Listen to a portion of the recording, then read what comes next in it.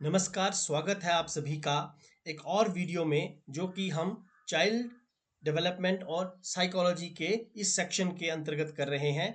और इसमें हमारा जो टॉपिक चला है वो है चाइल्डहुड एंड डेवलपमेंटल ईयर्स, और इसमें यूनिट 3 अब हम आज शुरू कर रहे हैं। 2 यूनिट्स हम पहले कर चुके हैं जिनके 4 वीडियोस आप देख चुके होंगे। 2-2 लेसन्स उसमें थे, और एक अब थर्ड यूनिट का जो फर्स्ट लेसन है, very important lesson, social and emotional development. ये इम्पॉर्टेंट सिर्फ इसीलिए नहीं है क्योंकि ये हमारे सिलेबस में है बीएड के या एमएड के सिलेबस में है, या इसका जो है वो कॉम्पिटिटिव पॉइंट ऑफ व्यू से जो है वो बहुत एक रेलेवेंस है, बल्कि ये इसीलिए इम्पॉर्टेंट है क्योंकि इसमें हम एक ऐसी सोशल डेवलपमेंट की थ्योरी को डिस्कस करने जा रहे हैं, उसको समझने जा रहे हैं, जो कि मोस्ट एक्सेप्टेड और मोस्ट रेलेवेंट थ्योरी है in the field of social development. और ये जो थ्योरी है ये हर एक व्यक्ति को पढ़नी चाहिए, केवल शिक्षक को या जो शिक्षा के क्षेत्र में कॉम्पिटिटिव एग्जाम्स की तैयारी कर रहे हैं उनको नहीं, बल्कि हर एक प्रोफेशनल के लिए ये थ्योरी बनी है, हमारी लाइफ के साथ रिलेटेड है, कैसे हमारी लाइफ का सोशल डेवलपमेंट होता है, और इसको लेकर के एरिक एरिक्सन क्या व्यू पॉइंट देते हैं उसको हम समझने की कोशिश करेंगे। तो इसमें हम इस थ्योरी के साथ साथ सोशल इमोशनल डेवलपमेंट कैसे बच्चे में होती है, चाइल्डहुड और एडोलेसेंस में, उसको पढ़ेंगे, क्योंकि हम सब कभी ना कभी बच्चे रहे हैं तो हम रिलेट कर सकते हैं, और हमारे भी कभी ना कभी आगे बच्चे या तो हैं या होंगे, तो उस तरह से भी हमारे लिए ये बहुत इंपॉर्टेंट है एरिक एरिक्सन की थ्योरी को समझना, इसकी की कैरेक्टरिस्टिक्स, इसकी एजुकेशनल स्ट्रेटजीज, इसके फैक्टर्स क्या क्या हैं जो कि इसमें इस थ्योरी से निकल कर आते हैं, वो जो हमारी सोशल और इमोशनल डेवलपमेंट को जो है वो अफेक्ट करते हैं। और कुछ हम ऐसे वे आउट पर भी डिस्कस करेंगे जिनसे कि बच्चे की सोशल और इमोशनल डेवलपमेंट को प्रमोट किया जा सकता है। तो एक बड़ी फेमस कोट है जेस लेयर की कि children are not things to be moulded but are people to be unfolded. तो एक बड़ी ही जबरदस्त कोट है, एक छोटी सी एक हम कह सकते हैं कि कुछ शब्दों में ही बहुत बढ़िया बात इन्होंने कही है, जिसको समझने में शायद कई वर्ष लग जाएं कई लोगों को। तो दिस इज मी यूथवेल टंडन, मैं आपके सामने वीडियो ये प्रेजेंट करने जा रहा हूँ। तो आइए शुरू करते हैं सबसे पहले concept of social and emotional development से। तो देखिए, जो सोशल डेवलपमेंट का कंसेप्ट है वो क्या है कि एक एबिलिटी बच्चे की जो मीनिंगफुल रिलेशन बनाने में उसकी मदद करती है, या हम कहें कि क्या बच्चा समाज में अर्थपूर्ण संबंध स्थापित कर पा रहा है या नहीं। चाहे वो संबंध माता पिता के साथ हो, अपने पीयर्स के साथ हो, टीचर्स के साथ हो, पड़ोसियों के साथ हो, या फिर जो अजनबी लोग हैं उनके साथ भी किस तरीके से वो डील करता है या बात करता है, ये सारा सोशल डेवलपमेंट का एक मेन हम कोर इसको कह सकते हैं। इसके अलावा वो इंटरेक्ट कैसे करता है और फंक्शन कैसे करता है सोसाइटी में। सोसाइटी अपने आप में बहुत कॉम्प्लेक्स है, तो सोसाइटी में फंक्शन करना भी कोई एक इजी टास्क नहीं है। तो ये सारी एबिलिटीज, इंटरेक्शन, फंक्शन और रिलेशनशिप जब एक बच्चे में आ जाती हैं, तब हम ऐसा मानते हैं कि वो सोशली डेवलप हो रहा है या वो सोशली डेवलप हो चुका है। अब इमोशनल डेवलपमेंट अगेन एक वेरी इंपॉर्टेंट एस्पेक्ट है, और ये भी एक एबिलिटी है अंडरस्टैंड, एक्सप्रेस और रेगुलेट करने की अपने इमोशंस को, वो भी किस तरह से, सोशली एक्सेप्टेबल मैनर में या सोशली अप्रोप्रिएट मैनर में। अगर हम अपने इमोशंस को, हमारे भावों को एक समझ पाते हैं, उसको एक्सप्रेस कर पाते हैं, और सबसे इंपॉर्टेंट रेगुलेट कर पाते हैं, कब कौन सा इमोशन शो करना है या किस इमोशन में कितने हद तक डूबना है, उसी को हम क्या कहते हैं, इमोशनल डेवलपमेंट। ऐसा नहीं कि यदि कोई गम किसी के जीवन में आ गया तो उसको इतना ज़्यादा सेटबैक लग जाए कि वो उससे कभी उभर ही ना पाए, या खुशी मनाने में इतना व्यस्त हो जाए कि भविष्य की चिंता ही ना रहे, वर्तमान में ही खो गया है। तो ये एक समाज में जो अप्रोप्रिएट मैनर है उसके अनुसार कैसे हमने इमोशनली बिहेव करना है, this is what we call emotional development. अब इमोशनल डेवलपमेंट में क्या क्या आता है, देखिए, सबसे पहले रिलेशनशिप्स को डेवलप करना हमने अभी पढ़ा, प्रेसिस्टेंस और अटेंशन को डेवलप करना। प्रेसिस्टेंस क्यों चाहिए, क्योंकि बहुत कम्प्लेक्स है सोसाइटी, सोसाइटी का फंक्शन, और इसमें बड़ी आसानी नहीं होती है हमें अपने आप को एस्टेब्लिश करने में, तो हमें धैर्य रखना पड़ता है। धीरे धीरे रे मनवा, धीरे सब कुछ होए, माली सींचे सो घड़ा, ऋतु आए फल होए। तो प्रेसिस्टेंस बहुत इंपॉर्टेंट है। अटेंशन होनी चाहिए बच्चे की। अटेंशन किस तरफ होनी चाहिए कि उसके चारों ओर क्या हो रहा है, he should be aware, he must be aware of what is happening all around him और हर। तो ये बहुत इंपॉर्टेंट इसमें आ जाता है। और रेगुलेट करना बिहेवियर्स को, अपने आप सेल्फ रेगुलेटेड बनना, ये नहीं कि जब भी कोई परेशानी आए हम किसी का सहारा ढूंढें, रोने के लिए हम कंधे ही ढूंढते रहें, ऐसा नहीं होना चाहिए। We should be self regulated in our behaviours, और ये सबसे इंपॉर्टेंट एस्पेक्ट है इमोशनल डेवलपमेंट का।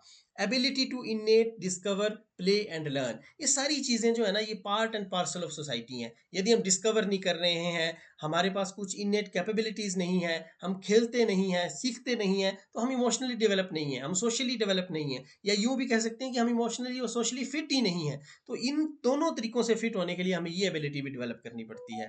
और हमारे एक बड़े एक फेमस एक साइकोलॉजिस्ट हुए हैं, और इसके उन्होंने जो कहा है, पैगी ओमारा ने, कि the way we talk to our children becomes their inner voice. जिस तरह से हम बच्चों से बात करते हैं ना, वही उनकी इनर वॉइस बन जाती है। इनर वॉइस का मतलब वो वॉइस जो वो खुद में बात करते हैं। इसकी बात हमने लैंग्वेज डेवलपमेंट में की थी, और आपको याद होगा जीन प्याजे ने और वाइगोत्स्की ने इनर वॉइस पर जो है वो अपने अपने विचार दिए हैं। जीन प्याजे इसे उतना इंपॉर्टेंट नहीं मानता है, लेकिन जो वाइगोत्स्की है वो कहता है कि इनर वॉइस ही लेटर स्टेज में जाकर के जो है वो बच्चे के लिए एक बहुत इंपॉर्टेंट टूल हो जाता है। किसके लिए? रेगुलेट करने के लिए, अपने बिहेवियर को, अपने इमोशंस को और अपनी थिंकिंग को। तो ये बात बहुत बिल्कुल सही है कि the way we talk to our children, हम जैसे बच्चों से बात करेंगे वही उनकी इनर वॉइस बन जाती है, अंदर की आवाज़ वही बन जाती है। अब देखिए, सोशियो इमोशनल लर्निंग जो है उस पर एक छोटा सा मैंने यहाँ पर इन्फोग्राफिक इंसर्ट किया हुआ है, तो आप इसको देख सकते हैं। इसमें क्या है? सेल्फ मैनेजमेंट है, फिर सेल्फ अवेयरनेस है, फिर रिस्पॉन्सिबल डिसीजन मेकिंग है, फिर रिलेशनशिप स्किल्स हैं, और फिर सोशल अवेयरनेस है। तो इन सभी की बात जो है वो हमने इन इन बुलेट पॉइंट्स में भी की है। तो आप इसको कंपेयर भी कर सकते हैं और कंट्रास्ट भी कर सकते हैं, और ये आपको एक स्क्रीनशॉट यदि आप इसका लेकर के रखें और स्टडी करें तो आपको इससे काफ़ी हेल्प होगी इसको समझ पाने में। अब हम कुछ कैरेक्टरिस्टिक्स देख लेते हैं इस सोशियो इमोशनल डेवलपमेंट की, चाइल्डहुड के दौरान क्या होती है। तो सबसे पहली कैरेक्टरिस्टिक्स यही है, विशेषता ये है कि ये इस समय में क्या क्या है? Develops trust in adult. बच जो एडल्ट्स हैं उनमें ट्रस्ट डेवलप करना अपने बारे में, ये एक सोशियो इमोशनल डेवलपमेंट की एक एक क्या है? कैरेक्टरिस्टिक्स है। यानी इसमें चाइल्डहुड में जो है बच्चा वो क्या करता है? डेवलप करता है इंटरेस्ट को अडल्ट्स में, अपने माता पिता में, अपने अध्यापकों में ट्रस्ट बिल्ड करता है, अपने पीयर्स के साथ उसका ट्रस्ट बिल्ड होता है, सोसाइटी में उसके और हैं, सिबलिंग्स हैं उसके, ठीक है, इसके अलावा उसके नेबर्स हैं, उनके साथ ट्रस्ट बिल्ड होता है, विश्वास की भावना पैदा होती है। और ये बात हम सभी जानते हैं कि विश्वास पे ही ये दुनिया कायम है। यदि हम सब एक दूसरे को डाउट से देखेंगे, शेम एंड डाउट की स्थिति आ जाएगी, तो फिर कहीं ना कहीं मुश्किल हो जाएगा। और एरिक एरिक्सन जिनकी थ्योरी हम पढ़ने वाले हैं, उसमें भी सबसे पहली स्टेज को ट्रस्ट वर्सेस मिसट्रस्ट की ही संज्ञा दी गई है। तो आप समझ सकते हैं कि कितना इंपॉर्टेंट है इस स्टेज में बच्चों के लिए ट्रस्ट डेवलप करना। बच्चे स्टेज में सीखते हैं कोऑपरेशन, एम्पैथी एंड फेयरनेस। देखिए, बड़ों के लिए ये शब्द आसान हो सकते हैं, कोऑपरेट करना है, क्योंकि बड़े अक्सर कोऑपरेट करते हैं। गाँव में यदि आप मक्की की फसल काटने जा रहे हैं तो एक खेत की फसल को पूरा गाँव मिलके काटता है कई जगह, और उसी तरीके से सभी घरों की फसलें जो है पूरा पूरा गाँव मिलके काटता है। लेकिन बच्चे को ये चीज़ समझना बहुत टफ है कि ऐसा क्यों है कि हमारे खेत में सभी लोग आके काट रहे हैं और हमें क्यों दूसरों के खेतों में जाके काटनी पड़ती है। तो ये जो कोऑपरेशन की फीलिंग है, ये इसी स्टेज में डेवलप होती है, और यही सोशियो इमोशनल डेवलपमेंट का सबसे इंपॉर्टेंट एस्पेक्ट है। एम्पैथी, यानी कि खुद को दूसरे के जूते में पाँव डाल करके सोचना कि वो कैसा फील करता है। ठीक है, एक बच्चा अगर तेज नहीं चल पा रहा है या स्कूल समय से नहीं पहुंच पा रहा है, हो सकता है वो नंगे पाँव आता हो, तो कभी उसकी तरह नंगे पाँव आकर के यदि आप देखेंगे, या उसके जूते हो सकता है नीचे से फटे हों, उसको कंकड़ पत्थर कांटे चुभते हो, तो जब आप उसके जूते में पैर डाल करके चल करके स्कूल आएंगे, तब आप समझेंगे कि क्यों वो लेट आ रहा है। एक बच्चा समझ नहीं पा रहा है, पढ़ नहीं पा रहा है, हम एज ए टीचर कई बार क्लासरूम में बोल देते हैं कि बाकी सब समझ गए, ये बच्चा नहीं समझा। तो उसको हमें बेसिकली, वो बच्चा हो सकता है उस बात को ना समझाओ, लेकिन हम उस बच्चे को नहीं समझ पाए, we we becomes fail to understand that particular children. और ये इसीलिए भी होता है क्योंकि टीचर्स पे भी प्रेशर है कि आपने 2 साल किसी बच्चे को पढ़ाया, 3 साल किसी बच्चे को पढ़ाया, लेकिन इसको कुछ नहीं आ रहा है। तो वो प्रेशर जो है वो अल्टीमेटली कहाँ पर जाकर के जो है वो ट्रांसफर हो जाता है, वो सारा का सारा प्रेशर बच्चे पे जाकर के ट्रांसफर हो जाता है। तो एक बड़ा स्ट्रक्चरल चेंज की ज़रूरत है हमारे एजुकेशनल सिस्टम में भी, एम्पैथी को लेकर के, क्योंकि बच्चों में एम्पैथी डेवलप करना कोई आसान कार्य नहीं है। और जब एज ए स्टूडेंट जब हमारे अंदर एम्पैथी डेवलप नहीं होती है, तो फिर जब हम जो वर्तमान के स्टूडेंट है वो भविष्य के अध्यापक बनते हैं, तो जो वर्तमान का विद्यार्थी है जब उसमें ही एम्पैथी नहीं है, तो भविष्य के अध्यापक में हम एम्पैथी या फेयरनेस की कल्पना नहीं कर सकते। अब एक्सप्रेस करना सीखता है बच्चा इसमें इमोशंस को बहुत क्लियरली, क्योंकि इससे पहले बच्चे का एक ही इमोशन है जब छोटा है। तो जब बच्चा इन्फेंसी में है उसको सिर्फ रोना आता है, थोड़ा सा बड़ा हुआ तो रोने के साथ हंसना, मुस्कुराना, इस तरीके से अपनी बुदबुदाना आता है। फिर बड़ा होता है तो वो देखता है कि रोने के भी अलग अलग तरीके हैं, वो हंसने के भी अलग अलग तरीके हैं, मुस्कुराने के भी अलग अलग तरीके हैं, स्माइल भी कैसे कर सकते हैं, हाथ मिला सकते हैं। वो जेस्चर्स, इमोशन सब कुछ सीखता है और उसको एक्सप्रेस करना सीखता है, कब डरना है, कब भागना है, कब निडर होना है, ये सब चीजें। फिर बच्चा क्या है, पीयर इंटरेक्शन को सीखता है और ग्रुप प्ले में आगे जाता है। पीयर इंटरेक्शन, अपने दोस्तों के साथ बातचीत करना, उनके साथ आदान प्रदान करना, ग्रुप में खेलना। सेल्फ कंसेप्ट उसका डेवलप होता है कि मैं कौन हूँ, क्यों मैं इस धरती पर आया हूँ। ये चीज़ें धीरे धीरे बच्चा समझने की कोशिश करता है कि मैं, पहले तो बच्चा ये समझता है कि जो उसका नाम रखा गया है वही वो है। फिर बहुत समय उसको लग जाता है सेल्फ एस्टीम तक पहुंचने में, कि नहीं, मैं यदि आया हूं तो मेरा कोई अस्तित्व है, मेरा यहाँ पीछे धरती पर आने का कोई एसेंस है, कोई सार है, मुझे उसको समझना है। और फिर जब जो बच्चा इसको समझ जाता है, अल्टीमेटली वो सेल्फ एस्टीम पर पहुंचता है और सोशल कॉम्पिटेंस उस बच्चे में आती है। और सबसे इंपॉर्टेंट कि उस बच्चे का सोशियो इमोशनल डेवलपमेंट जो है वो इस स्टेज पर जाकर के पूरा होता है, जब उसमें सोशल कॉम्पिटेंस जैसा ये गुण उसमें आ जाता है।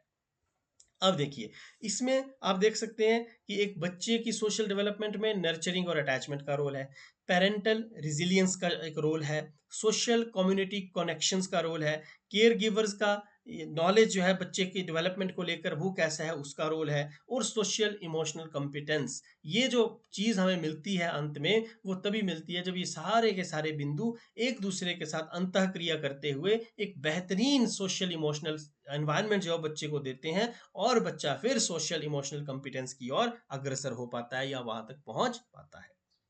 अब हम कैरेक्टरिस्टिक्स की बात करें अगर एडोलसेंस में, तो बड़ी ही इंपॉर्टेंट ये स्टेज है। इसको स्ट्रेस एंड स्ट्रॉम की स्टेज कहा गया है स्टैनले हॉल के द्वारा, इसको एक ब्रिज भी कहा गया है। बहुत सी नाम है इसके, एडल्टहुड और क्या बोलते हैं, चाइल्डहुड के बीच का ब्रिज है ये। इसमें ना सबसे इंपॉर्टेंट चीज जो है वो आइडेंटिटी को एक्सप्लोर करना है।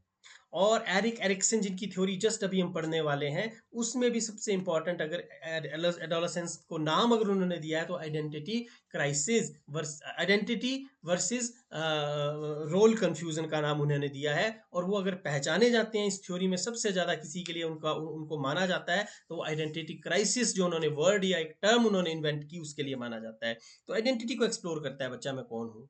इंक्रीज हो जाता है पीयर इन्फ्लुएंस, और शायद इसीलिए वो अपनी आइडेंटिटी को एक्सप्लोर करता है कि इन सब पीयर्स के बीच में मेरी आइडेंटिटी क्या है। कोई किसी का बेटा है, कोई किसी का भाई है, कोई किसी की बहन है, कोई किसी की कह सकते हैं कि हम फ्रेंड है। तो लेकिन पर्टिकुलरली उसकी अपनी आइडेंटिटी क्या है, उसका करियर क्या होगा, उसका पीयर पार्टनर कौन है, उसका लाइफ पार्टनर कौन है, ये सब चीजें एडोलसेंस में बच्चे के दिमाग में बहुत जोरदार अपहीवल्स पैदा करती हैं, जिनको इमोशनल अपहीवल्स जो है वो कहा जाता है। और ये सब होता है हार्मोन्स की सिक्रेशन की वजह से। बहुत से हार्मोन्स जो है वो इस दौर में बच्चे के अंदर सिक्रेट होते हैं, और ये हार्मोन्स जो है वो इमोशनल इम्बैलेंस या अपहीवल जो है वो क्रिएट करते हैं। इसमें डिजायर होती है बच्चे के इंडिपेंडेंस को लेकर के। बच्चा चाहता है कि मैं जो करना चाहता हूँ वो मुझे करने दिया जाए, मुझे कोई रोकने टोकने वाला ना रहे। और इसमें क्या है, हाइटेंड इमोशनल एक्सपीरियंस जो है वो हमें देखने को मिलते हैं, यानी बच्चा बहुत ज़्यादा इमोशनल इस स्टेज में होता है। और यदि इस स्टेज में कोई थोड़ी बहुत भी ऊपर नीचे की घटना घटित हो जाए तो बच्चा गलत स्टेप भी उठा लेता है। तो इमोशनली बच्चे को कैसे स्ट्रॉन्ग करना है वो भी इस स्टेज में ही हमें देखने को मिलता है। अब conflict with the authority, authority से यहाँ अभिप्राय, अगर हम स्कूल की बात करें तो टीचर्स प्रिंसिपल हो सकते हैं, और अगर घर की बात करें तो यहाँ पर अथॉरिटी से अभिप्राय हमारा किससे होगा, यहाँ पर हमारा अथॉरिटी से अभिप्राय होगा पेरेंट्स से। और इसी तरह से सोशल लाइफ में भी कई बार अपने पीयर ग्रुप में कोई अथॉरिटी होती है तो उनके साथ अक्सर कन्फ्लिक्ट की स्थिति हमें देखने को मिलती है, बॉटलनेक्स रहते हैं, उसमें डायलेमास रहते हैं। और इसका कारण यही है कि वो इंडिपेंडेंस सीख कर रहा है बच्चा, ही वांट्स इंडिपेंडेंस, लेकिन वहां पर कहीं ना कहीं उसके ऊपर अथॉरिटी होती है और उसके साथ कन्फ्लिक्ट्स होते हैं। वो कहता है कि अथॉरिटी गलत है, मैं सही हूँ, जो मैं सोच रहा हूँ मेरा ही पर्सपेक्टिव सही है। और ये एक विशेषता है इस स्टेज की। इसके बाद सीकिंग मोर रिस्पॉन्सिबिलिटी, बच्चा चाहता है मुझे ज़्यादा से ज़्यादा रिस्पॉन्सिबिलिटी मिले। अगर आज मुझे सिर्फ घर से सब्जी और राशन लाने के लिए भेजा जा रहा है, तो बच्चा सोचता है कि दवाइयाँ लाने पे मुझे भेजा जाए, हर काम में मुझे मेरा प्रयोग किया जाए, सबसे बड़ा मैं हूँ घर में। और भले ही बाकी मुझसे उम्र में बड़े हो सकते हैं, लेकिन उनकी समझ मेरे सामने कहीं नहीं टिकती। तो इस तरह की सोच जो है वो एडोलेसेंस स्टेज में एक बच्चे की हो जाती है। तो ये सोचना बहुत ही हमें एक इम्पॉर्टेंट एज ए टीचर और एज ए इंटेलेक्चुअल की हमें ये समझना पड़ेगा कि एडोलेसेंस की जो स्टेज है वो कितनी इंपॉर्टेंट और कितनी एक तरीके से स्ट्रेस एंड स्ट्रॉन्ग की स्टेज जो है वो रहती है। इसमें बच्चा जो है वो नए एक्सपीरियंसेस को गेन करना चाहता है। इसमें बच्चा ज़्यादा सोचना शुरू कर देता है, क्या सही है क्या गलत है। अगर हम मोरल डेवलपमेंट की स्टेजेस जब हम आगे पढ़ेंगे, कोहलबर्ग की थ्योरी को पढ़ेंगे, या हम जीन पियाजे जिन्होंने अपना काम जो है वो मॉरल डेवलपमेंट पे शुरू सबसे पहले किया लेकिन बाद में बीच में ही छोड़ दिया, उसमें हम देखेंगे कि कैसे जो बच्चा है वो एडोलेसेंस की स्टेज में एक मोरल ऐसी स्थिति पर पहुंच जाता है जिसमें कि वो बिल्कुल सोशल रूल्स को फॉलो करने वाला बन जाता है। राइट एंड रॉन्ग की समझ उसमें बहुत ज़्यादा आ जाती है और उसको लगता है कि हमें रूल्स को फॉलो करना ही चाहिए क्योंकि वो हमारी बेहतरी के लिए बनाए गए हैं। इसमें सेक्सुअल आइडेंटिटी बच्चा ढूंढता है कि मैं अगर एक मेल हूं तो कहीं ना कहीं मेरी फीमेल फ्रेंड्स होनी चाहिए, और अगर एक मैं फीमेल हूं तो मेरे मेल फ्रेंड्स होने चाहिए। तो ही एक्सप्लोर्स और she explores a sexual identity in adolescence stage. मैंने जी स्टैनले हॉल की बात की, तो उनका एक बहुत ही इंपॉर्टेंट जो एक कोट है वो यहाँ पर मैं उसको कोट करना चाहूंगा कि adolescence is a new birth, ठीक है, for the higher and more completely human traits are now born. क्योंकि अब एक नया जन्म एडोलेसेंस में होता है, इसमें पूर्ण रूप से नए मानवीय गुण जो है वो जन्म लेते हैं, जिनका अभी मैंने जस्ट आपके सामने डिस्कस किया, और एक इन्फोग्राफिक भी है आपके फर्दर सप्लीमेंट्री रीडिंग के लिए। अब एरिक एरिक्सन का हमने बड़ा जिक्र कर लिया। अब समय आ गया है उनकी साइकोलॉजिकल जो थ्योरी है उसको समझने का, जिसको सोशल डेवलपमेंट थ्योरी भी कहा जाता है या साइको सोशल डेवलपमेंट थ्योरी कहा जाता है। और एरिक एरिक्सन एक ऐसा नाम है जो साइकोलॉजी में सोशल डेवलपमेंट के लिए सबसे ज़्यादा जाना जाता है, और शायद ही सोशल डेवलपमेंट में इससे बड़ा नाम जो है वो आज तक कभी कोई हुआ है। भले ही वाइगोत्स्की ने इस पर थोड़ा बहुत काम किया है, लेकिन वो कॉग्निटिव फील्ड से ज़्यादा रिलेट होता है। हालांकि कॉग्निटिव डेवलपमेंट में उन्होंने सोसाइटी और सोशल इम्पैक्ट को सबसे अच्छे तरीके से पोर्ट्रे किया है, लेकिन अगर हम सोशल डेवलपमेंट की बात करें तो उसमें ये थ्योरी सबसे बढ़िया है, सबसे ज़बरदस्त है, जिसको एरिक एरिक्सन के साथ रिलेट किया जाता है। और मैं यहाँ पर एक चीज़ और बताना चाहूँगा कि एरिक एरिक्सन की ये जो थ्योरी है, ये थ्योरी लाइफ स्टेज थ्योरी के नाम से भी जानी जाती है। इसमें उन्होंने 8 स्टेजेस डेवलप की हैं और हर स्टेज को करेक्टराइज किया है एक विशेष साइको सोशल कन्फ्लिक्ट के साथ, और सक्सेसफुल रेजोल्यूशन जब उस कन्फ्लिक्ट का होता है तो कहीं ना कहीं एक हेल्दी साइकोलॉजिकल ग्रोथ बच्चे की होती है। अब देखिए 1956 में एरिक एरिक्सन ने जो है वो ये थ्योरी जो है वो एक तरीके से प्रपोंड की, इसको उन्होंने सामने रखा, और इसे लाइफ स्पैन डेवलपमेंट थ्योरी कहा जाता है। और ये एकमात्र ऐसी थ्योरी है जो जन्म से लेकर के मृत्यु तक, वॉर्म से टॉम तक की डेवलपमेंटल स्टेजेस को डिस्क्राइब करती है। इसके बाद इसको साइको सोशल थ्योरी अभी हमने बात की कहा जाता है। 8 स्टेजेस इसमें हैं, और इन 8 स्टेजेस को लाइफ क्राइसिस कहा जाता है। क्या कहा जाता है? जीवन के क्राइसिस, ठीक है, दुविधाएं समस्याएं कहा जाता है, और इन्हें ही साइको सोशल या साइकोलॉजिकल क्राइसिस भी कहा जाता है। अब आगे हम बढ़ते हैं और स्टेजेस को डिटेल में देखते हैं। तो सबसे पहले चाइल्डहुड की हम बात करेंगे। चाइल्डहुड में जो है वो सबसे पहली जो स्टेज आती है उसे ट्रस्ट वर्सेस मिसट्रस्ट कहा जाता है, यानी कि 0 से 1.5 वर्ष की आयु तक ये चलती है। इसमें बच्चा डेवलप करता है ट्रस्ट, जब केयर गिवर उसको अच्छी रिलायबिलिटी देते हैं, केयर देते हैं, अफेक्शन देते हैं। हम देखते हैं कुछ बच्चे ऐसे होते हैं जब उन्हें कोई अनजान व्यक्ति, अजनबी व्यक्ति गोद में लेकर खिलाना चाहता है तो उसके पास जाने से डरते हैं, झिझकते हैं, वो कन्फाइन होकर के रह जाते हैं। उनका ट्रस्ट जो है वो सिर्फ उनके उनके मदर या फादर तक ही सीमित हो जाता है। और कुछ बच्चे तो मदर से ही इतना अटैच हो जाते हैं कि वो फादर तक के पास नहीं जाते, या दादा दादी के पास नहीं जाते, या फिर दादा दादी के पास जाएंगे तो फादर के पास नहीं जाएंगे। तो वहां पर कहीं ना कहीं बच्चे में मिस ट्रस्ट डेवलप हो गया, ट्रस्ट डेवलप नहीं हुआ। एक जो क्राइसिस था ट्रस्ट और मिस ट्रस्ट का, उसमें बच्चा कहीं ना कहीं डिफीट हो जाता है और वो मिस ट्रस्ट की ओर चला जाता है, और ये आगे कंटिन्यू करता है। ये चीजें फिर आगे कंटिन्यू हो जाती हैं, फिक्स हो जाती हैं, और अगली स्टेज में भी इम्पैक्ट डालती हैं। फिर वो बड़ा हो होकर के भी थोड़ा सा संदेही स्वभाव का उसकी जो प्रवृत्ति है वो बन जाती है। इसमें lack of this leads to mistrust and fear, ये बड़ा इंपॉर्टेंट चीज है। अब इसके बाद देखिए जो अगली स्टेज है ट्रस्ट वर्सेस मिसट्रस्ट के बाद, वो 1.5 से 3 वर्ष में चलेगी, ये डबल होता जाएगा। आप देखेंगे तो इसकी टाइमलाइन याद रखना बहुत आसान है, 0 से 1.5, 1.5 से 3, 3 से 6, 6 से 12 एंड सो ऑन आगे चलता जाएगा। इजी है, इसको याद रखना। अगली है autonomy versus shame and doubt, बड़ी इंपॉर्टेंट स्टेज है। जैसा कि हमने इसके कैरेक्टरिस्टिक्स में भी देखा कि जो बच्चे हैं वो ऑटोनॉमी चाहते हैं, लेकिन अगर उनको ऑटोनॉमी नहीं मिलती है तो फिर उनमें शेम या डाउट डेवलप हो जाती है। अब शेम एंड डाउट जब डेवलप हो जाती है तो फिर बच्चे को वो अगेन हैम्पर करती है उसकी सोशल डेवलपमेंट में। इस स्टेज का बच्चा, आप देखेंगे कि अगर आपके घर में कोई इस स्टेज का बच्चा है 1.5 से 3 वर्ष का, वो काम करने में स्वायत्ता चाहता है खाना मुझे खुद खाने दिया जाए, पानी खुद गिलास से पीना चाहता है, भले ही वो नीचे क्यों नहीं गिर रहा हो, भले ही वो खुद गीला हो जाए, तेल की बोतल यदि उसके हाथ में लग जाए तो पूरे सर को जो है वो तेल से लथपथ कर देगा। ठीक है, अभी रिसेंटली पिछले कल ही मेरे बच्चे ने ऐसा किया है, because he is 12 years old। तो उस समय वो ऑटोनॉमी चाहता है, वो लगता है कि तेल अगर मदर लगा सकती है तो मैं क्यों नहीं लगा सकता। ठीक है, और ऐसी स्टेज में आप देखिए पूरी की पूरी तेल की बोतल उसने सर पे डाल दी, रात को उसे नहलाना पड़ रहा है, तो कहीं ना कहीं बीइंग अ पेरेंट्स फिर उसको डांटने की स्थिति आ जाती है।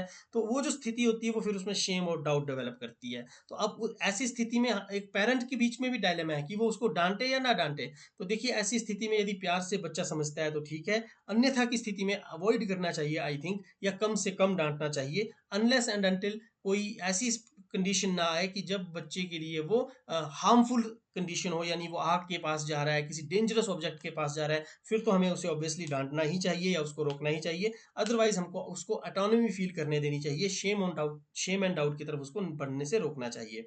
अब इसमें बच्चे को डेवलप करनी है sense of control over physical skills and independence, इसमें सबसे इंपॉर्टेंट है। एनकरेज करनी चाहिए, फोस्टर करनी चाहिए ऑटोनॉमी। और क्रिटिसिज्म क्रिएट्स शेम, इसमें अगर हम बच्चे का बार बार क्रिटिसाइज करेंगे, उसको कहेंगे कि आप गलत कर रहे हो गलत कर रहे हो, तो उसमें शेम आती है। और इसके उलट कुछ कुछ बच्चे फिर उस क्रिटिसिज्म की परवाह भी नहीं करते हैं, बोलते हैं ना कि हैबिचुअल हो गया है, फिर वो गलत काम ही करते हैं, बार बार वो वैसा ही करेंगे। तो ऐसी स्थिति भी हमारे बीच में हमें देखने को मिलती है। तो ये आप इस इन्फोग्राफिक को भी जो है वो साथ ही साथ रिलेट कर सकते हैं, इसको रेफर कर सकते हैं। अब अगली जो स्थिति है वो है इनिशिएटिव वर्सेस गिल्ट की स्थिति। अब ये जो स्थिति है अगेन 3 से 6 साल, जैसा कि मैंने कहा। अब इसमें ना जो बच्चा पिछली स्टेज में ऑटोनॉमी वाला होगा वो इस स्टेज में इनिशिएटिव लेना शुरू कर देगा, और जो पिछली स्टेज में शेम एंड डाउट वाला होगा ना, उसमें गिल्ट वाली स्थिति इसमें आ जाएगी। अब ऐसा नहीं है कि जो पिछले में ऑटोनॉमी का था वो इसमें गिल्ट में नहीं जा सकता है। पीछे वाला जो आपका नेगेटिव वाला वर्चू था उसमें यदि होगा तो वो इसमें पॉजिटिव में आ सकता है, लेकिन उसकी संभावनाएं कम है, क्रिस क्रॉस होने की संभावनाएं कम है, इसमें लीनियर डेवलपमेंट की ज़्यादा संभावनाएं हैं। अब इनिशिएटिव में क्या है कि बच्चा, सपोज कीजिए आप बच्चा आपके साथ कहीं घूमने जा रहा है, तो बच्चे को आप उंगली पकड़ के चलना आपने पहले से उसको सिखाया, लेकिन अब वो अपनी आपकी उंगली छोड़कर, हाथ छोड़कर अकेले चलने में खुश रहता है। वो चाहता है कि मुझे कुछ नया करने दिया जाए, इनिशिएट करने दिया जाए, जो मैंने आज तक नहीं किया है। ठीक है, जैसे मेरी छोटी सी अभी बेटी है, मेरी भतीजी है, तो वो अभी इस स्टेज में है पर्टिकुलरली। तो उस वो हर वो काम करना चाहती है जो करने से उसको जो आज तक उसने नहीं किया है। ठीक है, वो तरह तरह के प्रश्न पूछती है, वो इनिशिएट करती है कुछ ना कुछ करने का। रास्ते में जब मेरे साथ स्कूल जा रही होती है, पहाड़ी रास्ता है ऊबड़ खाबड़, तो हम सीधे रास्ते चले होते हैं, वो कोशिश करती है कि जो मुश्किल थोड़ा सा जिसमें कठिनाई है तो उसमें चलने की कोशिश करती है, इनिशिएट करती है। और एज ए केयर गिवर हमें उसमें उसकी सपोर्ट करनी चाहिए, उसको मौका देना चाहिए, अनलेस एंड अनटिल अगेन वो डेंजरस सिचुएशन ना हो। अगर ऐसा करेंगे हम तो उसमें क्या, इनिशिएटिव की सेंस डेवलप हो जाएगी, और जब इनिशिएटिव की सेंस डेवलप होगी तो वो गिल्ट से दूर रहेगा और कहीं ना कहीं उसका लाभ होगा। और ये सक्सेस जो है ये लीड करती है फेलियर पर्पस की ओर, और फेलियर जो है वो गिल्ट की ओर जो है वो उसको लीड करता है। अगला है इंडस्ट्री वर्सेस इंफीरियोरिटी। ये जो इंडस्ट्री वर्सेस इंफीरियोरिटी वाली स्टेज है, ये 6 से 12, यानी इसको हम क्या कह सकते हैं, स्कूल एज कह सकते हैं, और पीछे वाली को प्री स्कूल एज हम कह सकते हैं। तो ये स्कूल एज है, इसमें स्टूडेंट जो है वो हमारे पास आता है। आजकल तो प्री प्राइमरी में बच्चा 3 साल के बाद आ रहा है, लेकिन अमूमन पहले क्या होता था कि 6 साल का बच्चा स्कूल आता था फर्स्ट क्लास में। तो ये जो बच्चा है, अब क्लास में जब बच्चा आएगा ना तो वो इंडस्ट्री की ओर आगे जाएगा। यहाँ इंडस्ट्री का मतलब है इंडस्ट्रियस से, यानी लेबोरियस से, काम करने से, वर्क से, मेहनत से, श्रम से, परिश्रम से। यहाँ इंडस्ट्री का मतलब वो वाली इंडस्ट्री से नहीं है जो हम कहते हैं ना कि वहाँ इंडस्ट्री लगी हुई है, वो वाली इंडस्ट्री नहीं है।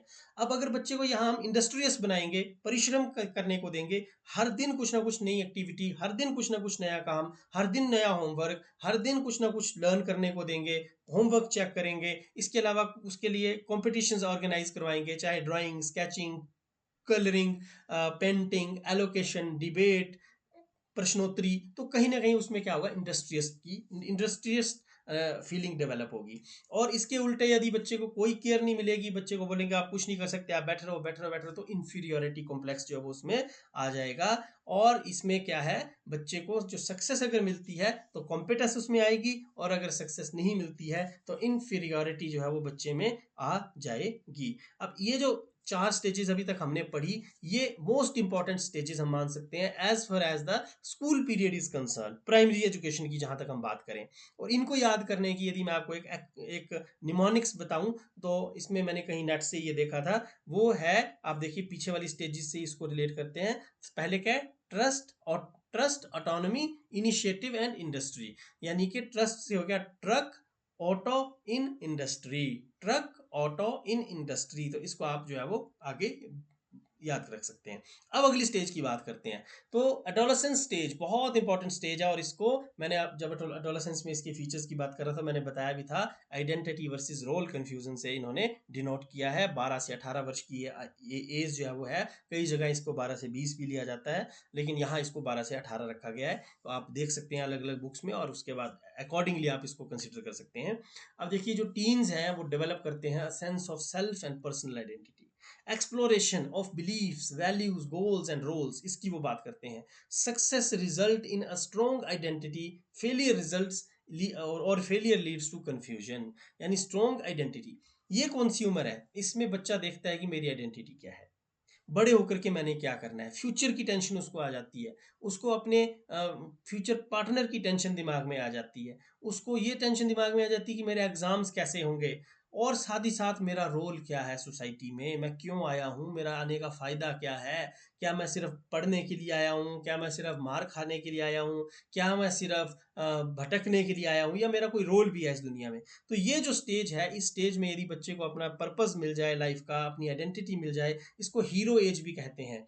ठीक है, इस एज को हीरो एज इसीलिए कहा जाता है क्योंकि इस एज में ना बच्चे अपने रोल मॉडल्स बनाते हैं। जैसे किसी हीरो को देख के बोलेंगे, उसकी तरह बिहेव करने की कोशिश करेंगे। लेकिन यहाँ स्थित रोल आता है टीचर का, उसे बताना चाहिए कि उनके रियल रोल मॉडल्स कौन है। यदि किसी बच्चे में अभिनय का गुण है, फिर तो ठीक है, वो अभिनेता अभिनेत्री को अपना रोल मॉडल बना सकता है। लेकिन यदि जिस बच्चे ने वैज्ञानिक बनना है, फिर उसको डॉक्टर कलाम को अपना रोल मॉडल बनाना चाहिए।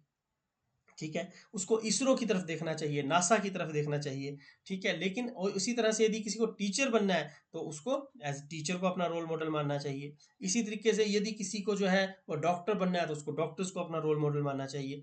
तो ये स्थिति बड़ी ही एक इंपॉर्टेंट स्टेज है, जिसका कि किसी भी बच्चे की लाइफ में सबसे बड़ा रोल जो है वो रहता है। अब इसके बाद आगे देखिए, इसको टीन एज भी बोलते हैं ना, हम सभी जानते हैं इसको टीन एज भी बोलते हैं। अब इसमें हम देखते हैं कि जो ये आइडेंटिटी वाली बात इन्होंने की है, इसमें जेम्स मैसियाज आइडेंटिटी स्टेटस बड़ा इंपॉर्टेंट है। जेम्स मैसिया जो है वो एक और साइकोलॉजिस्ट हुए हैं जो कि इन्हीं के ही स्टूडेंट थे, लेकिन उन्होंने एरिक्सन की इस आइडेंटिटी वर्सेस रोल कंफ्यूजन वाली स्थिति को थोड़ा सा और इलेबोरेट कर दिया। वो थोड़ा सा इससे उतना ज़्यादा इत्तेफाक नहीं रखते थे, उन्हें लगता था कि ठीक है ये 2 स्टेजेस तो हैं ही हैं, बट इसमें 2 और स्थितियां हो सकती हैं, जिसको उन्होंने इलेबोरेट किया, जिसको जेम्स मैसियाज आइडेंटिटी स्टेटस के नाम से जाना जाता है। और इसमें जो है वो उन्होंने 4 स्टेजेस दी आइडेंटिटी की। अब सबसे पहले इन्होंने दी आइडेंटिटी अचीवमेंट, वो यही वाली आ गई जो कि इन्होंने जिसको इन्होंने आइडेंटिटी का नाम दिया है। यानी या तो बच्चा अपनी आइडेंटिटी अचीव कर लेगा, इसमें 4 स्थितियां हो सकती है ना आइडेंटिटी वर्सेस रोल कंफ्यूजन में। पहला है कि बच्चा अपनी आइडेंटिटी अचीव कर लेगा, तो सब कुछ ठीक है, ये तो होगी विन विन सिचुएशन। दूसरी है आइडेंटिटी डिफ्यूजन, जो कि ये रोल कंफ्यूजन वाली स्थिति है। इसमें बच्चा आइडेंटिटी कंफ्यूजन में ही रहता है, उसे पता ही नहीं चलता उसने करना है क्या लाइफ में। जैसे आप देख सकते हैं बड़े सारे फेमस ऐसे एग्जांपल्स देख सकते हैं, अपनी लाइफ में भी देख सकते हैं जो उतने लाइमलाइट में नहीं है। पहले वो एमबीए करते हैं, फिर उसके बाद वो पीजीडीसीए करते हैं, फिर उसके बाद वो हो सकता है टीचिंग का कोई टेस्ट देंगे, फिर बैंक का भी टेस्ट देंगे, फिर सिविल सर्विसेज में भी हाथ अपनाएंगे और अल्टीमेटली हम देखेंगे कि वो किसी क्लैरिकल जॉब में बैठे हैं या कोई पोइट्री लिख रहे हैं या हो सकता है कि कंस्ट्रक्शन वर्क उन्होंने संभाल लिया है, ठेकेदारी कर रहे हैं। तो ये क्या है, ये रोल कन्फ्यूजन है, उनको पता ही नहीं चला, आइडेंटिटी ही उनकी डिफ्यूज रही, उनको पता ही नहीं चला, वो आइडेंटिटी को अपनी खोज ही नहीं पाए और अपना रोल ढूंढ ही नहीं पाए। इसके बाद तीसरी स्थिति क्या हो सकती है उसके अनुसार, ये दो तो हमें एरिक्सन में भी देखने को मिलती हैं। तीसरी स्थिति है आइडेंटिटी मोर्टोरियम। आइडेंटिटी मोर्टोरियम की स्थिति वो स्थिति होती है जिसमें कि क्या होता है, जो बच्चा है ना, या जो लर्नर है, या जो ह्यूमन बीइंग है, या जो पर्सन है, वो कुछ समय के लिए अपनी आइडेंटिटी की खोज करना ही बंद कर देता है। हमें एग्जाम्पल मिलते हैं, कई बार ऐसे सुनने को आते हैं कि कोई पर्टिकुलर किसी कंपनी के सीईओ हैं और वो उस कंपनी को शुरू करने से पहले बड़े डिप्रेस्ड थे, फिर वो किसी देश में गए, वहाँ उन्होंने सब कुछ छोड़ दिया, थोड़ी देर अध्यात्म में लीन रहे, बिल्कुल दिमाग को शांत रखा, और उस दौरान उनको एक क्या आई, इंसाइट आई, और उन्होंने फिर से कोई काम शुरू किया, और पर्टिकुलरली आज वो कंपनी हमें देखने को मिलता है बहुत ऊपर चढ़ी हुई है ना। एप्पल का एग्जांपल इसमें दिया जाता है, आप रिलेट कर पा रहे होंगे, इसलिए मैंने पहले नाम नहीं लिया। तो ये जो स्थिति है, ये इसका जो एक तरीके से अपनी इंक्लूजन किया है इस आइडेंटिटी वाले पॉइंट में, ये जेम्स मैसिया को इसका क्रेडिट जो है वो जाता है। अब इसके बाद लास्ट जो स्टेज इन्होंने दी वो इसमें दी स्थिति या कंडीशन, वो दी आइडेंटिटी फोर क्लोजर। इसमें इसमें दो वर्ड हमें देखने को मिल रहे हैं, फोर मतलब पहले से ही, क्लोजर मतलब बंद। फॉर एग्जाम्पल मान लीजिए मैं एक टीचर हूँ और मैं एक अच्छा टीचर हूँ और मेरा अपना एक स्कूल है प्राइवेट और वो बहुत अच्छा चल रहा है। अब मेरे बच्चे हुए और जैसे ही वो आइडेंटिटी को आइडेंटिटी अचीवमेंट या आइडेंटिटी कंफ्यूजन की स्थिति में पहुंचे एडोलेसेंस में, उन्होंने डिसाइड कर लिया कि हमें कुछ नहीं करना और हमें अपने पिताजी के स्कूल में टीचर ही काम करना है। तो मतलब क्या हुआ कि वो अपनी आइडेंटिटी को ढूंढ ही नहीं पाए, शुरू में ही, ढूंढने से पहले ही उनका क्लोजर हो गया, फोर क्लोजर हो गया। ठीक है, जैसे कोई क्रिकेटर है, उसके बेटे ने पहले ही सोच लिया कि मैं क्रिकेटर बनूंगा। बिजनेसमैन है, उसके बेटे ने पहले ही सोच लिया कि मैं बिजनेसमैन बनूंगा। और ये जो स्थिति है, इसको आइडेंटिटी फोर क्लोजर कहा जाता है। एरिक एरिक्सन का एक बड़ा फेमस कोट है, in the social jungle of human existence there is no feeling of being alive without a sense of identity. तो कितनी इंपॉर्टेंट आइडेंटिटी, कि जंगल में, ह्यूमन एग्जिस्टेंस के इस जंगल में, there is no feeling of being alive, जिंदा रहने की कोई फीलिंग नहीं है अगर आपके पास सेंस ऑफ आइडेंटिटी नहीं है। तो आप इमेजिन करके देखिए कि आप अगर इस दुनिया में बिना आइडेंटिटी के हैं, या आपको पता ही नहीं है कि आप क्यों इस दुनिया में आए। एक मदर है ना, उसकी आइडेंटिटी उसके बच्चे बन जाते हैं। ठीक है, एक लेबरर है, फादर है, उसकी आइडेंटिटी उसके बच्चे बन जाते हैं, क्योंकि वो अपने बच्चों के लिए कमा रहा है। एक सैनिक है, देश के लिए लड़ने जा रहा है, उसकी आइडेंटिटी उसकी कंट्री है, उसका नाम नमक निशान है। एक टीचर है, उसकी आइडेंटिटी उसका टीचिंग प्रोफेशन है। बिजनेसमैन की आइडेंटिटी उसके एम्पायर्स हैं जो बड़े बड़े हैं। ठीक है, एक डॉक्टर की आइडेंटिटी उसके उसके पेशेंट्स की रिकवरी है। इसी तरीके से सोचिए, अगर हमारी आइडेंटिटी खत्म हो जाए तो डॉक्टर क्यों काम करेगा, एक एक बिजनेसमैन क्यों काम करेगा, यदि उसकी आइडेंटिटी ही नहीं रहेगी। तो ये बड़ी ही इंपॉर्टेंट और मेरे दिल के बहुत करीब है ये कोट एरिक एरिक्सन की, कि इस सोशल जंगल में, ये जो सामाजिक जंगल है इंसानों द्वारा बनाया गया, इस जंगल में जिंदा रहने की भावना ही बिल्कुल खत्म हो जाती है अगर आपके अंदर आइडेंटिटी की सेंस नहीं है, अपनी अपनी अपनी आइडेंटिटी आप खोज नहीं पाए हैं। जेम्स मैसिया का जो ये 4 स्टेजेस है, इसको फर्दर एक्सप्लेन किया गया है इस इन्फोग्राफिक में। You can have look at it. इसमें देख सकते हैं जो लो लेवल है वो यहाँ दर्शाया गया है, ये लो है, ये हाई है, फिर ये हाई है, और आप देख सकते हैं कि इसमें किस तरीके से इसको बताया गया है। अब देखिए, ये पूरी की पूरी जो थ्योरी है जो हमने अभी पढ़ी, उसको यहाँ पर हम समराइज कर सकते हैं। इन्फेंसी से स्टार्ट होती है ट्रस्ट वर्सेस मिसट्रस्ट, यानी इसमें क्या है मेन चीज, बच्चे ने सिर्फ अपनी ओरल नीड्स को सेटिस्फाई करना है, अपनी बेसिक नीड्स को सेटिस्फाई करना है जो फीड की है। मदर से फीड मिलता है इसलिए मदर पे ट्रस्ट है। फादर कभी कभी फीड करते हैं, प्यार करते हैं, दुलारते हैं, उससे बात करते हैं, उसको उसको जो है वो एक तरीके से क्या कहते हैं, सिक्योरिटी का फील देते हैं, इसलिए उसमें उसमें ट्रस्ट है।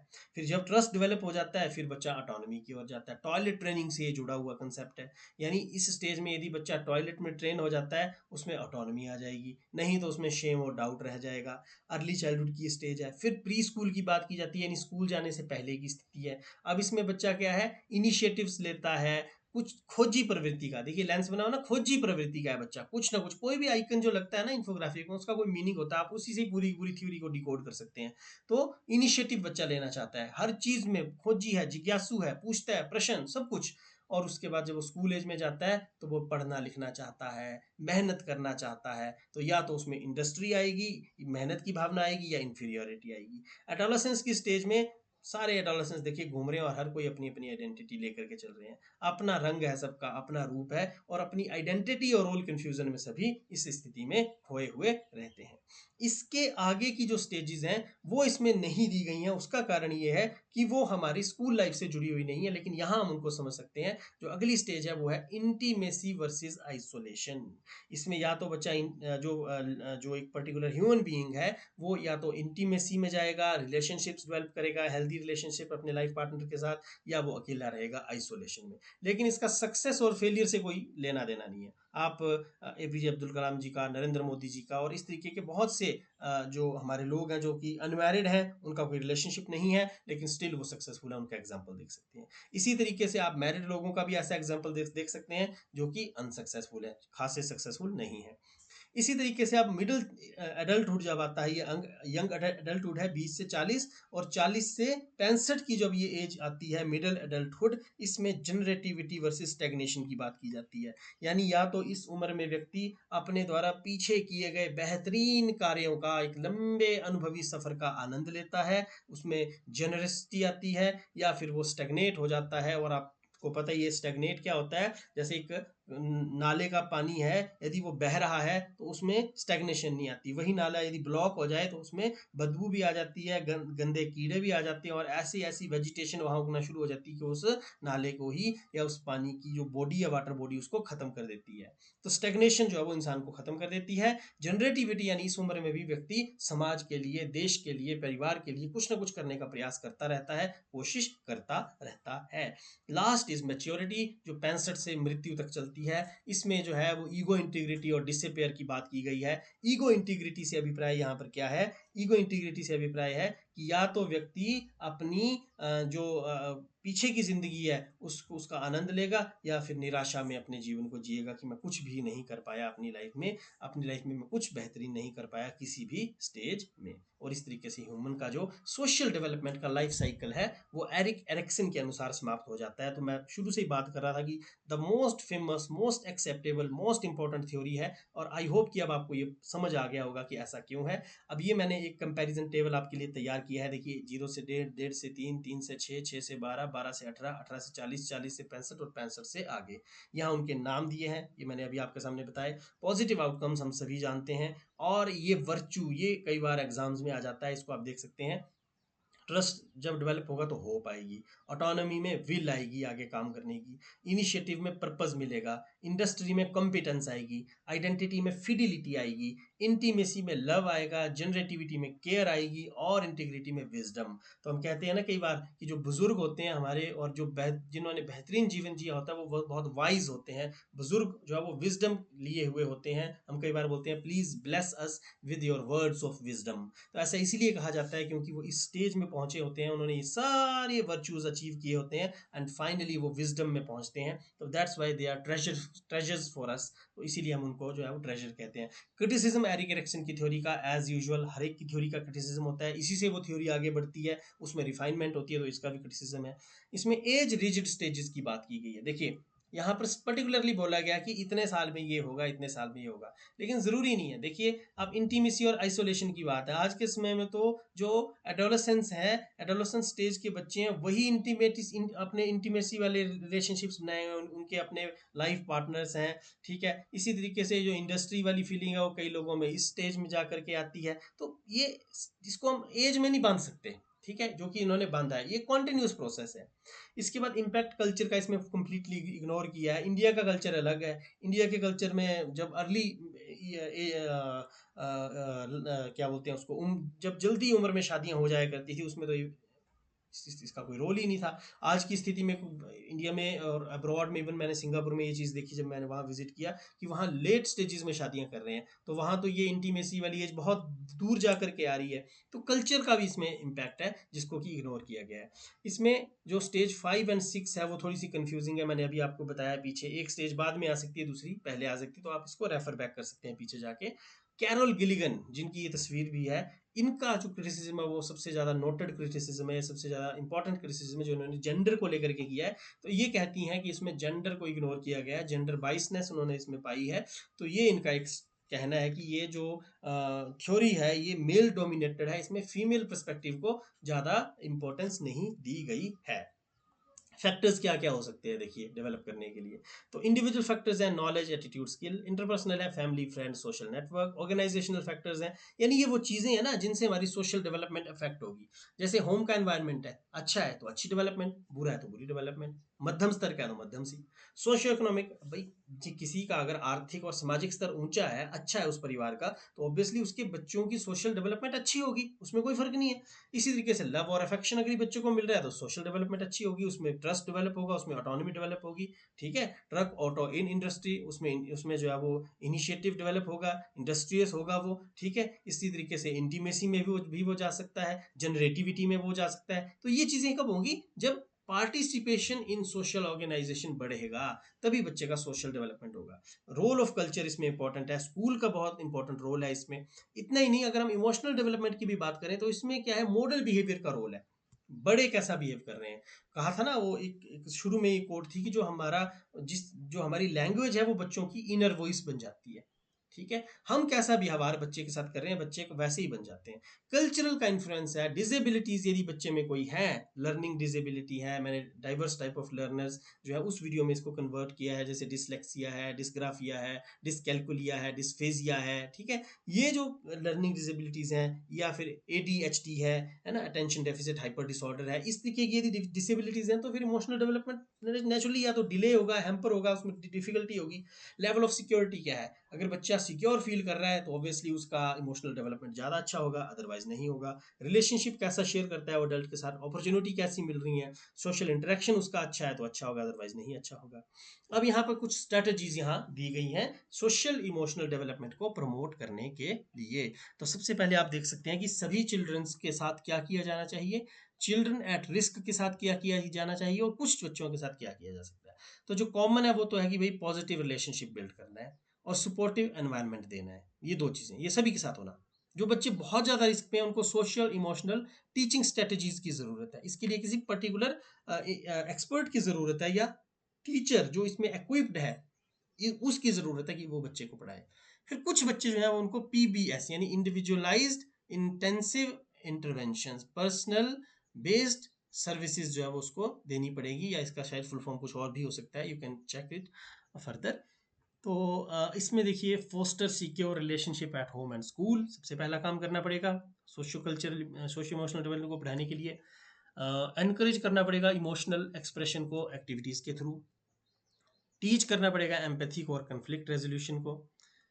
एम्पैथी मैंने शुरू में बताई, कन्फ्लिक्ट रेजोल्यूशन यानी जो कन्फ्लिक्ट है, जैसे लाइफ एक क्राइसिस आती है ना हर स्टेज पे, उसको रिजॉल्व कैसे करना है वो सिखाना पड़ेगा।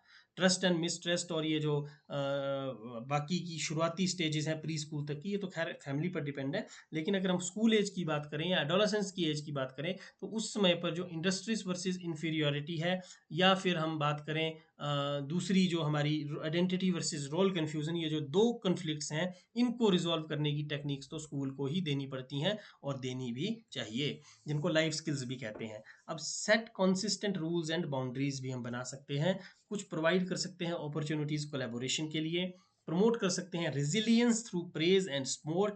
तो ये कुछ तरीके हैं। अब एडुकेटर्स का रोल क्या है, देखिए सक्सेस कब मिलती है, जब चाइल्ड, पेरेंट्स और टीचर्स तीनों एक ट्राइपोलर प्रोसेस है उसमें मिलके काम करते हैं, तब जाके सक्सेस कहीं ना कहीं मिलती है। तो एक तो केयरफुली ऑब्जर्व करना है बच्चे को, एक सेफ एनवायरनमेंट क्रिएट करना है, मॉडल बिहेवियर पीछे भी बात आई, जैसे जिसमें रिस्पेक्ट, एम्पैथी और पेशेंस हो वो एग्जिबिट करना है, कोलैबोरेट करना है फैमिलीज के साथ कंसिस्टेंसी में, और एक्सपेक्टेशंस उसमें बिल्ड करनी है, इनकॉर्पोरेट करनी है SEL एक्टिविटीज़, जिसमें कि रोल प्ले है या ग्रुप टास्क जो है वो सबसे ज़्यादा इंपॉर्टेंट रहता है। ये सोशल एजुकेशन लिटरेसी की एक्टिविटीज़ रहती हैं।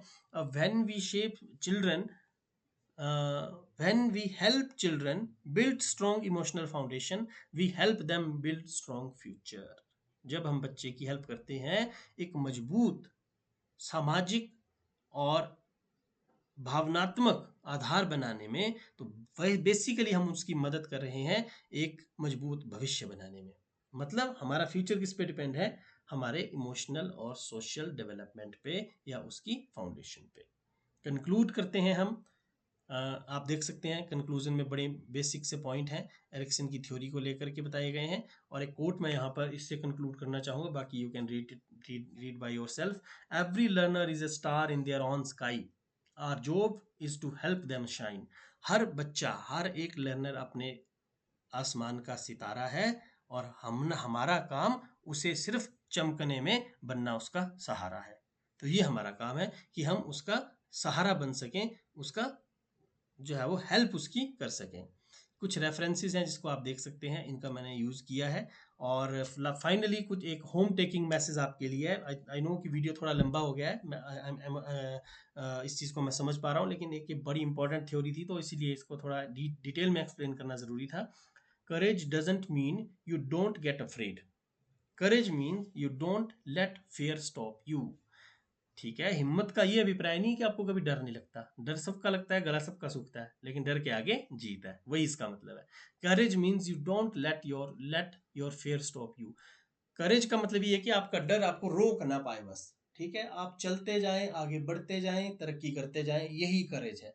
Thank you so much. और काफ़ी लंबा हो गया है। मैंने पहले भी आपसे कहा है कि यदि आप वीडियो को पसंद करते हैं तो उसको शेयर ज़रूर कर दें, क्योंकि इससे हमें मोटिवेशन मिलती है फर्दर काम करते रहने की। Thank you so much. फिर मुलाकात होगी किसी और वीडियो में। नमस्कार।